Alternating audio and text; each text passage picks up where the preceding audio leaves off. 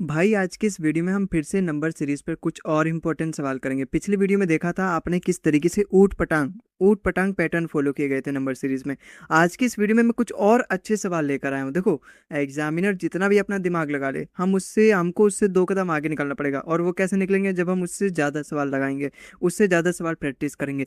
उसी को अंजाम देने के लिए हम चैप्टर वाइज कंप्लीट रीजनिंग की प्रैक्टिस कर रहे हैं। चैप्टर वाइज का मतलब जानते हो? मतलब सारे चैप्टर कंप्लीट होंगे, चाहे वो सिलोजिज्म हो, ब्लड रिलेशन हो, सिटिंग अरेंजमेंट हो, पजल हो, रैंकिंग टेस्ट हो, डायरेक्शन डिस्टेंस हो, क्लॉक हो, चैप्टर हो, कैलेंडर, सारे चैप्टर होंगे। और सब पे लगभग 250 से 300 सवाल मैं आपको करवाऊंगा प्रैक्टिस। तो आप प्रैक्टिस करो भाई, आंख बंद करो, जो से भी चैप्टर में आपको डाउट है सर्च करो, भोलू मैथ्स लिखो वहाँ पे और तुरंत आ जाएगा आपके सामने। ठीक है, पूरी प्लेलिस्ट में मैंने बना रखी है, एकदम सीक्वेंस वाइज में आपको क्वेश्चन मिलेंगे। जैसे आप यहाँ पे देख पा रहे हो 31 से 40 है, इसका मतलब क्या है? इससे पहले हम 30 सवाल कर चुके हैं नंबर सीरीज पे।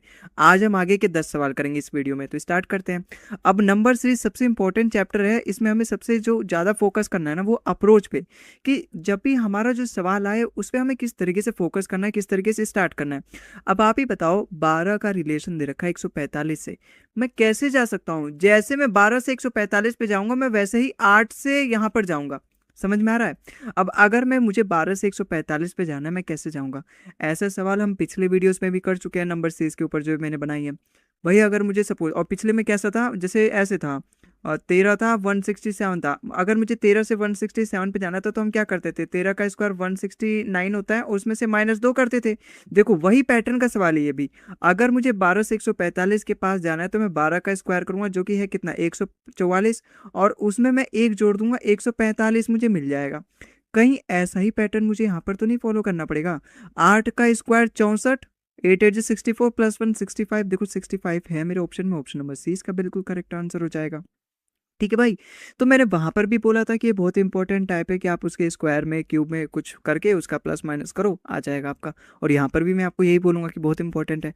अच्छा, ये सवाल देखो, 16 से अगर मुझे 26 पे जाना है, मैं यहाँ पे क्या कर सकता हूँ?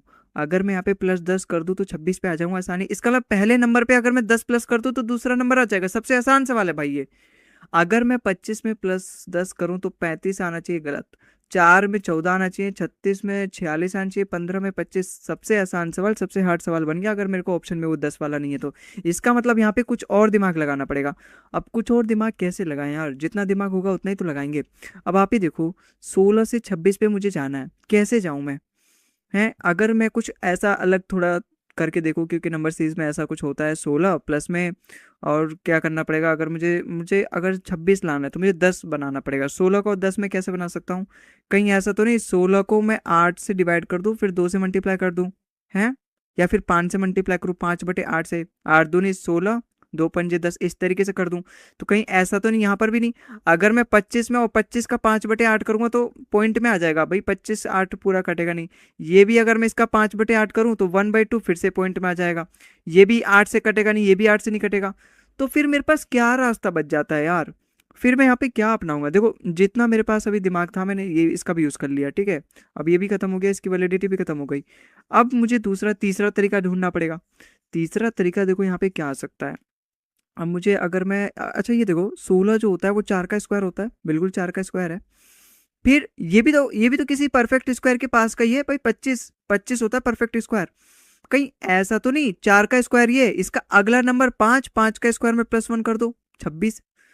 ऐसा भी तो हो सकता है भाई। अगर मैं यहाँ पे इस तरीके से पहला ऑप्शन चेक करूं तो ये 5 का स्क्वायर होता है, 5 का अगला नंबर 6, 6 का स्क्वायर +1 36। ओ भाई सब देखो, आ गया सवाल का सोल्व, सवाल सोल्व हो गया।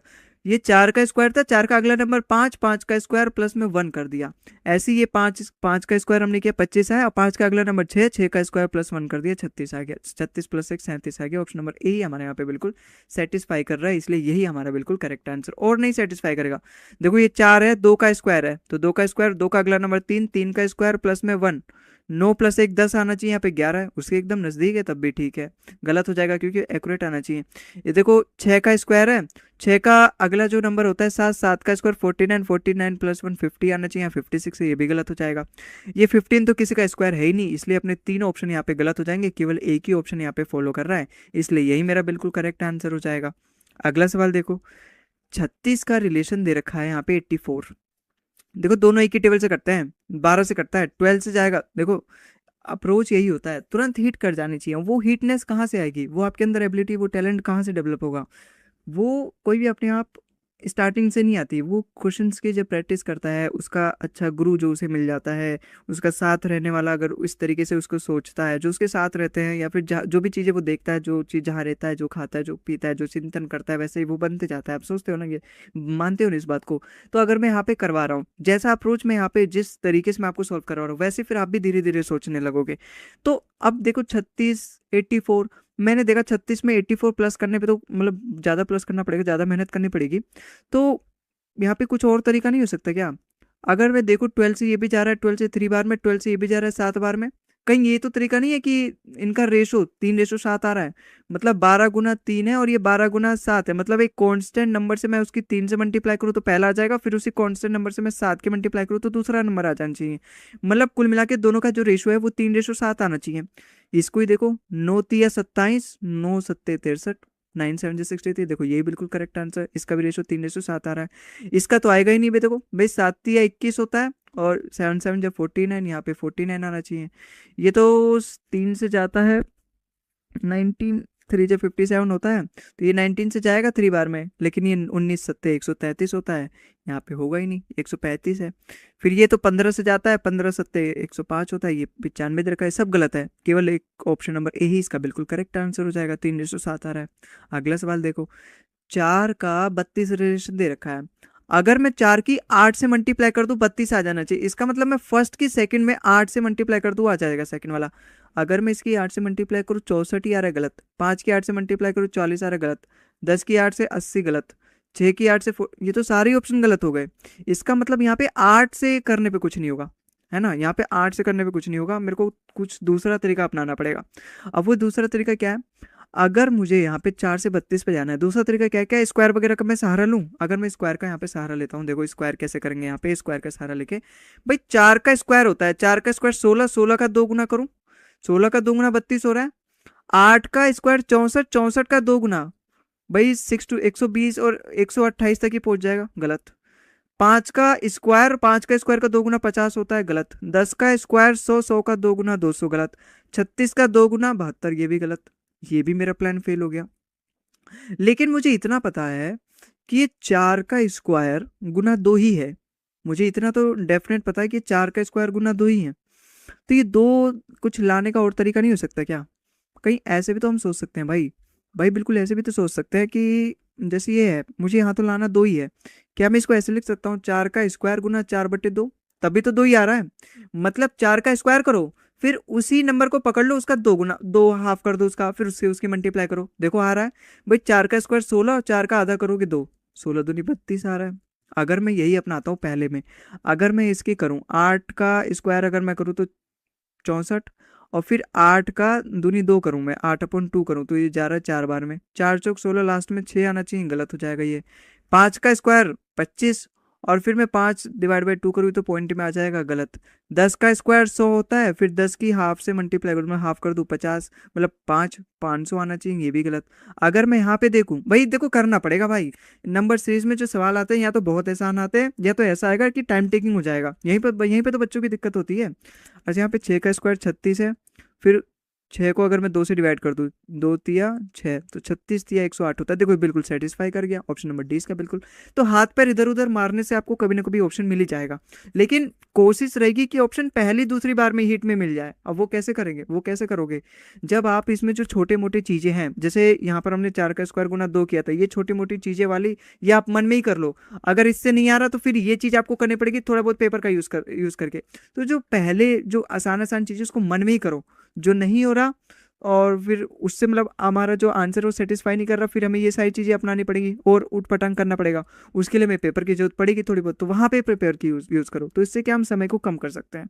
मतलब जितना तुम दिमाग का इस्तेमाल करो उतना ही बेटर है, और वो कैसे होगा? प्रैक्टिस से, जब आप मेरे साथ यहाँ पे प्रैक्टिस करोगे। अच्छा यहाँ पे देखो 29 का रिलेशन दे रखा है 13 से। अगर मुझे 29 से 13 पे जाना है तो मुझे माइनस करना पड़ेगा, डेफिनेटली मुझे माइनस ही करना पड़ेगा। और कितना माइनस करूंगा? माइनस का 16 माइनस करूंगा मैं। तो यहाँ पर भी तो 16 माइनस कर दो, सबसे आसान सवाल है यार ये। 21 आ जाएगा, 21, ये तो 20 है यार।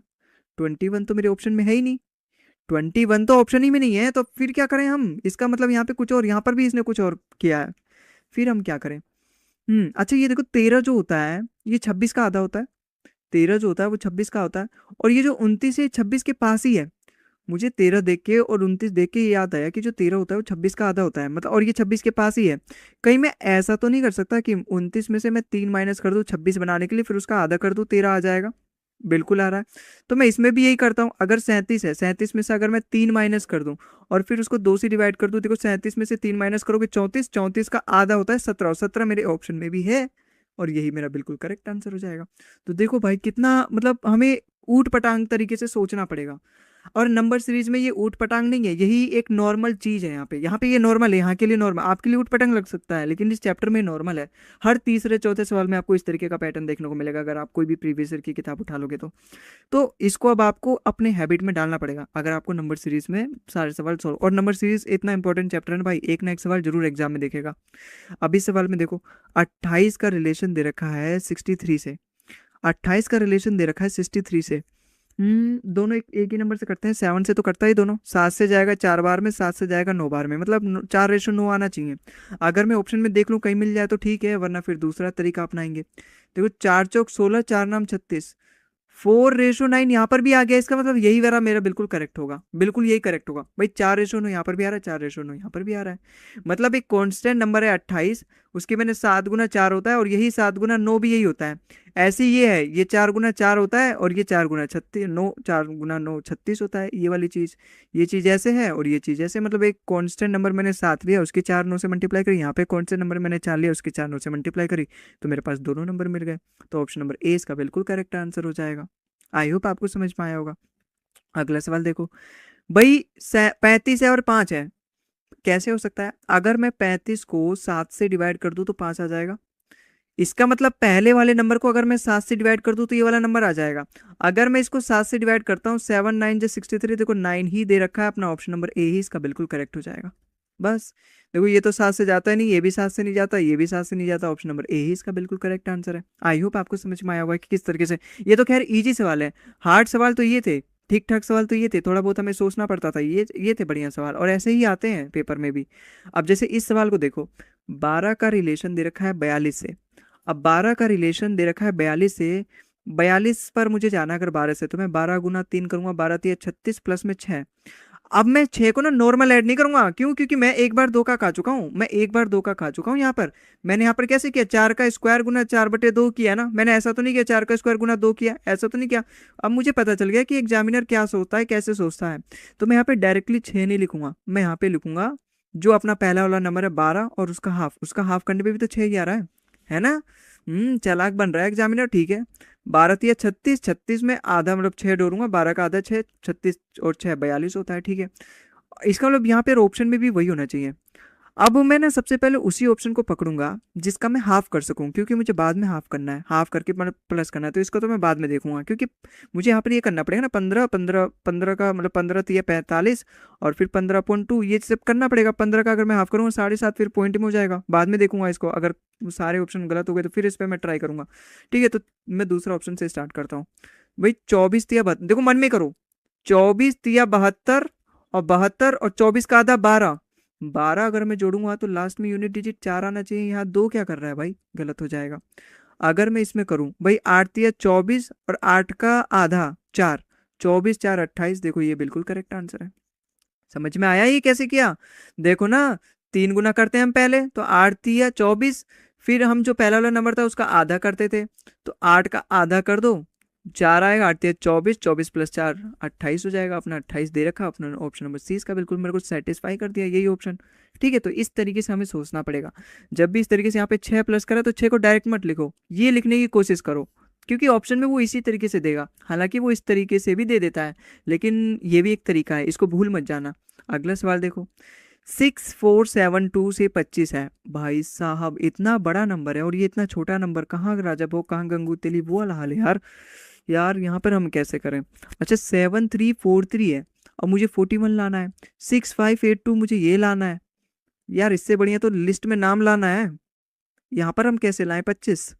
भाई 6472, लेकिन लिस्ट में नाम तो तभी लेकर आ पाएंगे जब यहाँ पर हम लेकर आ पाएंगे 25, है ना। लिस्ट में नाम लाने से पहले मुझे यहाँ पे 25 लाना पड़ेगा भाई, लिस्ट में नाम लाने मतलब सिलेक्शन से पहले भाई। 64 है, 72 है, और मुझे अगर 25 लाना है, मैं क्या करूँ? देखो 25 का ना ही ये स्क्वायर है, ना क्यूब है, ना ही पावर 4 5 है। ये तो करते करते मतलब मेरे बाल पक जाएंगे यार, है ना।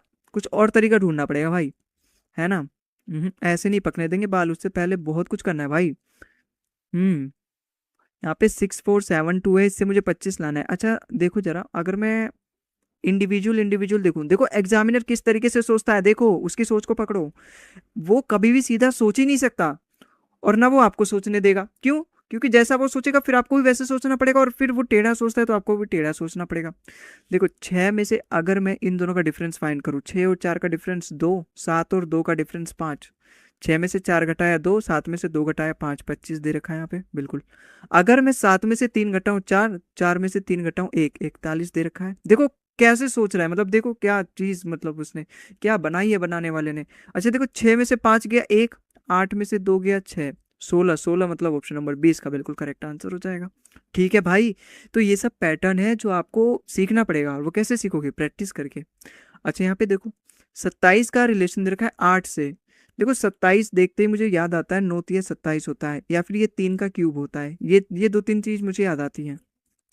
लेकिन यहाँ 8 दे रखा है 3 का क्यूब से, तो यहाँ पे कोई वास्ता है नहीं। अगर मैं इसमें +1 कर दूं और फिर उसकी 3 से गुना कर दूं, 9 तिया 27 आ रहा है, बिल्कुल आ रहा है। अगर मैं इसमें +1 कर दूं और फिर उसकी 3 से गुना कर दूं, वही 4 तिया 12 बिल्कुल सेटिस्फाई कर रहा है। कहीं देख लें, कहीं यही मेरे दूसरे ऑप्शन में भी तो सेटिस्फाई नहीं करना, फिर पता दूसरा तरीका ढूंढना पड़े। हालांकि मेरे को फिर दूसरा तरीका ढूंढना पड़े, उससे क्या पता दूसरा आंसर आए। तो 14 + 1 फिर गुना 3, भाई 15 तिया 45 गलत। 9 + 1 10, 10 तिया 30 गलत। 5 और 6, 6 तिया 18 गलत। 18 आना चाहिए ना, यहाँ पे गलत हो जाएगा। केवल एक ही ऑप्शन सेटिस्फाई कर रहा है इस वाले पैटर्न पे, इसलिए मेरा यही वाला बिल्कुल करेक्ट आंसर हो जाएगा। ठीक है, तो आई होप आपको मजा आया होगा भाई। और ये सारे अप्रोचेस देखो बेस्ट अप्रोचेस थे। यही तरीके आपको सोचना अपने अंदर डेवलप करना पड़ेगा, तब जाके आप नंबर सीरीज के सवालों को मतलब चूकने नहीं दोगे। ठीक है, तो भाई आई होप आपको समझ में आया होगा। भाई कमेंट में जरूर बताना आप किस एग्जाम की तैयारी कर रहे हो, क्योंकि ये जो मेरी वीडियोस है ना लगभग सभी एग्जाम्स के लिए है, क्योंकि 3 4 बुक्स का कंपाइलेशन, उसमें मतलब हर एग्जाम्स का मैंने क्वेश्चंस लिया है। जीडी हो, एमटीएस हो, सीपीओ हो, सीएचएल हो, सीएचएसएल हो, सिलेक्शन पोस्ट हो, सबका। तो आप जरूर बताना भाई कमेंट में किस एग्जाम की आप तैयारी कर रहे हो और कहाँ से देख रहे हो वीडियो, जरूर बताना। ठीक है, तो अगली वीडियो मिलते हैं हम, कब तब तक के लिए जय हिंद जय भारत।